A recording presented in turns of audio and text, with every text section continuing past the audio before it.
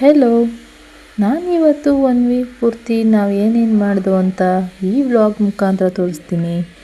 ಯಾಕಂದರೆ ನಾವು ನಮ್ಮ ಎರಡನೇ ಮಗನಿಗೆ ನಾನ್ ವೆಜ್ ತಿನ್ನಿಸೋ ಒಂದು ಪ್ರಕ್ರಿಯೆ ಸ್ಟಾರ್ಟ್ ಮಾಡೋಕ್ಕೋಸ್ಕರ ನಮ್ಮನೆ ದೇವರಿಗೆ ನಾವು ಮೊದಲು ಅವನಿಗೆ ಮಂಡೆ ಕೊಟ್ಬಿಟ್ಟು ಅನಂತರ ನಾನ್ ವೆಜ್ ತಿನ್ನಿಸೋದಲ್ವ. ಸೊ ಅದಕ್ಕೋಸ್ಕರ ನಮ್ಮ ಹಸ್ಬೆಂಡ್ 1 ವೀಕ್ ಲೀವ್ ತೊಗೊಂಡಿದ್ದಾರೆ. ಅದರಿಂದ ನಾವು ಇವತ್ತು 1 ಅಷ್ಟರಲ್ಲಿ ಹೊರಟಿದ್ದು. ಮಳೆ ಇದ್ದ ಕಾರಣ ನಾವು ಮನೆಗೆ ರೀಚ್ ಆಗೋಷ್ಟರಲ್ಲಿ 7 ಆಗಿತ್ತು. ಮನೆಗೆ ಹೋಗಿ ಸ್ವಲ್ಪ ರೆಸ್ಟ್ ಮಾಡಿ ಆನಂತರ ಬೆಳಗ್ಗೆ ಎದ್ದು ಹಂಡೆ ನೀರಲ್ಲಿ ಸ್ನಾನ ಮಾಡಿ ಮನೆಯೆಲ್ಲ ಕ್ಲೀನ್ ಮಾಡಿ ರಂಗೋಲಿ ಹಾಕಿ, ಹಾಗೆ ಹಳ್ಳಿ ವೆದರ್ ಕೇಳಬೇಕಾ, ತುಂಬಾ ಚೆನ್ನಾಗಿತ್ತು. ಅದರಲ್ಲೂ ಈ ಮಳೆಗಾಲದಲ್ಲಂತೂ ತುಂಬಾ ಚೆನ್ನಾಗಿರುತ್ತೆ. ಹಾಗೆ ನಮ್ಮ ಮಾವ ಒಂದು 4 ಕುರಿ ಸಾಕಿದ್ರು. ಅದನ್ನು ನೋಡಿಕೊಂಡು ನನ್ನ ಮಕ್ಕಳು ತುಂಬಾ ಎಂಜಾಯ್ ಮಾಡ್ತಿದ್ರು. ಹಾಗೆ ನನಗೂ ಮಳೆ ವೆದರ್ ಅಂದರೆ ತುಂಬಾ ಇಷ್ಟ. ನಾವು ನಮ್ಮ ಫ್ರೆಂಡ್ ಗಾಡೀಲಿ ಬಂದಿದ್ದು, ಯಾಕಂದರೆ ಮಳೆಗಾಲ ಅಲ್ವಾ, ಬಸ್ಸಲ್ಲಿ ಟ್ರೈನಲ್ಲಿ ಬರೋಕ್ಕೆ ತುಂಬ ಹಿಂಸೆ ಆಗುತ್ತೆ ಅಂತ ನಾನು ಮನೆಯೆಲ್ಲ ಕ್ಲೀನ್ ಮಾಡಿ ದೇವ್ರ ಪೂಜೆ ಮಾಡಿದೆ.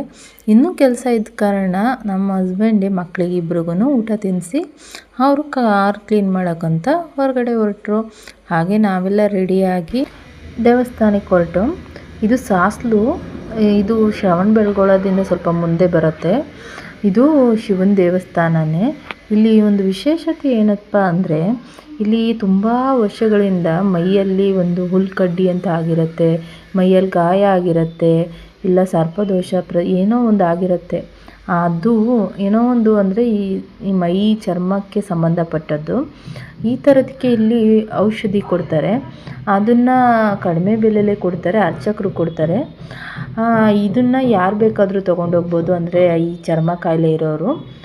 ಅಷ್ಟು ವಿಶೇಷವಾಗಿದೆ ಈ ದೇವಸ್ಥಾನ. ಹಾಗೆ ಇದು ತುಂಬ ಚೇಂಜ್ ಆಗಿತ್ತು ದೇವಸ್ಥಾನ, ಯಾಕಂದರೆ ಒಳಗಡೆ ದೇವಸ್ಥಾನ ಅಂದರೆ ಮೂಲ ದೇವಸ್ಥಾನನ ರೆಡಿ ಮಾಡ್ತಾ ಇರ್ತಾರೆ. ಸೊ ಔಟ್ಸೈಡ್ ಒಂದು ಟೆಂಪಲ್ ಇರುತ್ತೆ, ಅಲ್ಲಿ ಪೂಜೆ ಮಾಡಿಸ್ಕೊಬೇಕು.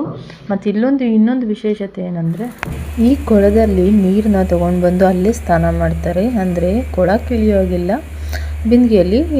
ನಾವು ಈಗ ಅಲ್ಲಿ ವಿಚಾರಿಸ್ಕೊಂಡು ಮಂಡ್ಯಲ್ಲಿ ಕೊಡೋದು, ಅಂದರೆ ಮುಡಿ ಕೊಡೋದೆಲ್ಲಿ ಅಂತ ಕೇಳಿ ಟಿಕೆಟ್ ತಗೊಂಡು ಹಾಗೆ ಮಗುಗೆ ಮುಡಿ ತಗ್ಸೋಣ ಅಂತ ಹೋದೋ. ನನ್ನ ಮಗ ತುಂಬಾ ಅಳ್ತಿದ್ದ, ತುಂಬ ಭಯನೂ ಪಟ್ಕೊಂಡಿದ್ದ. ಹಾಗೆ ಕೊಳದ ಹತ್ರ ಹೋಗಿ ಅಲ್ಲೇ ಬಿಂದಿಗೆಗಳಿಟ್ಟಿರ್ತಾರೆ, ಅದರಲ್ಲಿ ನೀರು ತೊಗೊಂಡು ಬಂದು ಅಲ್ಲೇ ಸ್ನಾನ ಮಾಡೋದು. ಇಲ್ಲಿ ಹೋದವರೆಲ್ಲ ಸ್ನಾನ ಮಾಡಿಕೊಂಡೇ ಬರ್ತಾರೆ, ಯಾಕಂದರೆ ಅಷ್ಟು ಪವಿತ್ರವಾಗಿರುತ್ತೆ. ಯಾವುದೇ ಚರ್ಮ ಕಾಯಿಲೆ ಇದ್ದರೂ ಕೂಡ ಹೋಗುತ್ತೆ. ಅಲ್ಲಿಂದ ನಾವೆಲ್ಲ ಪೂಜೆ ಮುಗಿಸ್ಕೊಂಡು ನೆಕ್ಸ್ಟ್ ಅಲ್ಲಿಂದ ಸ್ವಲ್ಪ ಮುಂದೆ ಊರೊಳಗಡೆ ಬರುತ್ತೆ. ಇದು